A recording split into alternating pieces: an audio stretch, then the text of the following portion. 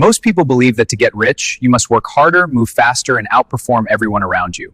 But what if that belief is the very reason you remain where you are? What if wealth is not about doing more, but about becoming something different? Tonight, we return to 1910, to a man who claimed that wealth is not luck, it is a science.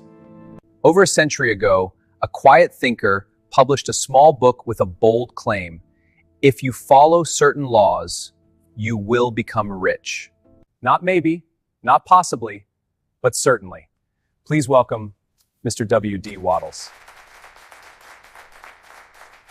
Mr. Wattles, your book challenges everything people believe about money. Let me ask you directly, to get rich, must we do more or must we become something different? You must first understand this. Riches do not come from excessive labor. They come from thinking in a certain way.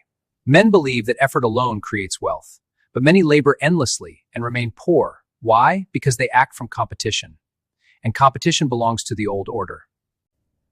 The old order? There are two ways of acting in the world: the competitive way and the creative way. The competitive way says, there is not enough. It teaches men to scramble, to fear loss, to guard opportunity. But the creative way understands something greater. There is a thinking substance from which all things are made. It is intelligent. It responds to thought, and supply is infinite. When you align your mind with this creative power, you do not compete for wealth. You create it. But the world appears competitive. Jobs are scarce, markets are unstable, people struggle. How can you say supply is infinite? Nature does not compete for sunlight. The oak tree does not steal from the pine. Growth is not a fight, it is an expression. The universe is not a closed system of scarcity. It is a field of possibility. But men see lack because they think from lack. Thought precedes condition, always. So action is secondary? Action is essential.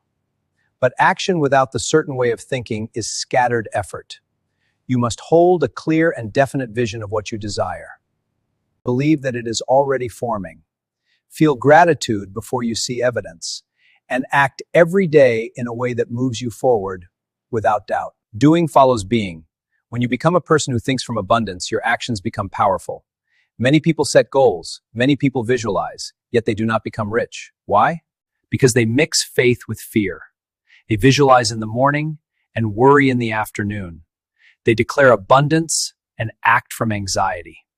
You cannot think in two ways at once. The creative power responds to certainty. It does not respond to doubt. To get rich, you must become unwavering.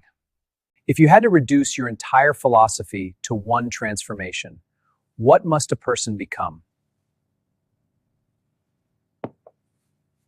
Become a person who thinks clearly, holds a definite purpose, trusts the creative process, acts daily without hesitation, feels gratitude before proof appears. Wealth is the natural result.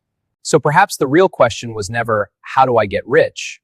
But who must I become so that wealth becomes inevitable? Thank you, Mr. Wattles.